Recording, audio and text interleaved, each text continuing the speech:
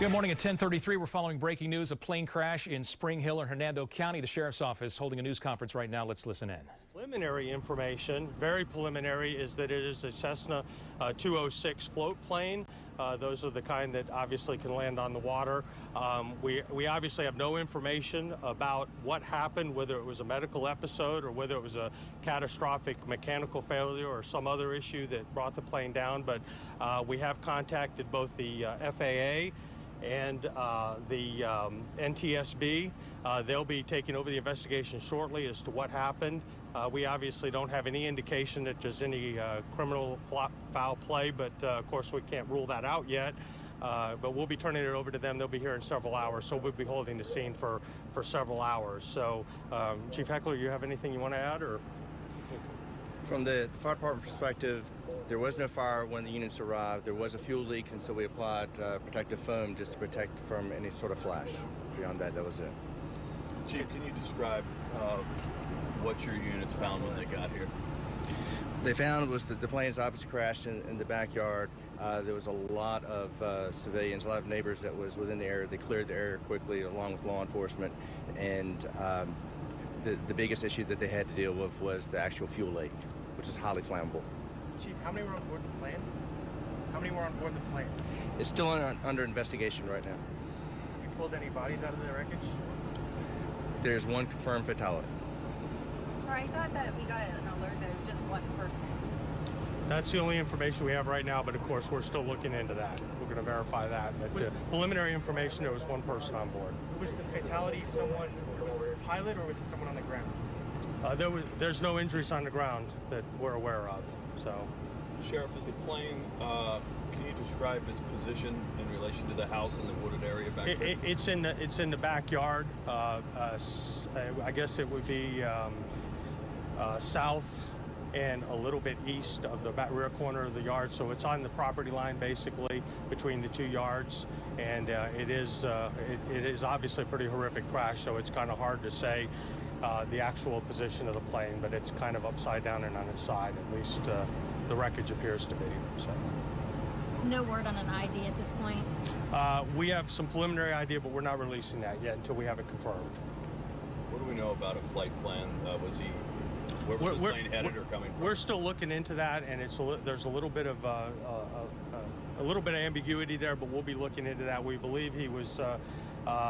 And the preliminary information is it was a visual flight rule plan, so he's not necessarily required to follow the flight plan. Again, that's very preliminary, but we, I already have detectives looking into that to give that information to the NTSB when they get here. So. This morning at 8:06, what was the weather like? 8:56. As far as I know, it was very similar to what it is now. There wasn't any thunderstorms or anything like that were obvious contributors. Obviously, any loss of life is tragic, but when you consider the amount of houses, this could have been a lot worse. Absolutely. We don't know what the pilot's state was just before the crash, but it is really pretty miraculous that there wasn't more property damage on the ground, and certainly miraculous that there weren't any injuries on the ground. So we're definitely thankful for that. So. Was anyone home at the house? I'm sorry? Was there anyone home at the house? I don't believe so. I don't believe anybody was home. They have since been there to retrieve some stuff, but I don't believe anybody was actually in the house when we got here. So. Where do you go from here? Turning it over, holding the scene until the federal authorities get here, and then turning it over to them. And of course, both of us assisting the federal investigators any way we can. So. Sheriff, you talked about there were a lot of neighbors back there when you arrived. Right. What were they doing, and what was that scene like? Obviously, I wasn't the first one. It was a couple fire rescue people, and one of my deputies were, and their primary focus was to fire rescue was to see if there were any survivors, and then we were to clear the area to try to keep the scene as pristine as we can for the investigators. So we got them out of the area. I don't think that anybody was able to get close enough necessarily to even try to render aid, but it was as I said, it was a pretty horrific crash. It wasn't. It was pretty obvious that. If anybody was in there, they were going to be very seriously injured if they survived, and so. Hey, Chief, you have anything else to add? I think so. Okay. Any other questions?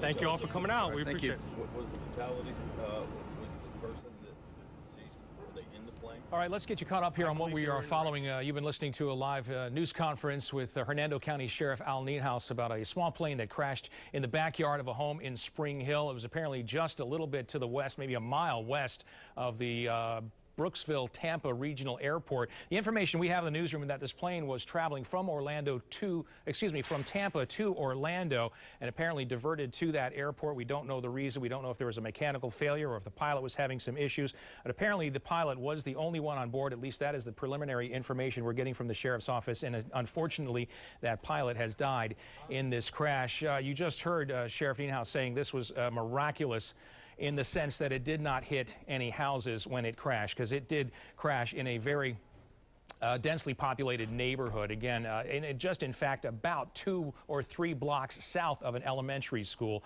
No one else was injured in that. We do have the crew on the scene there. We will be following this throughout the day today. Push alerts on our mobile app, updates instantly on abcactionnews.com, and of course, complete wrap-up starting at 4 on the Now Tampa Bay.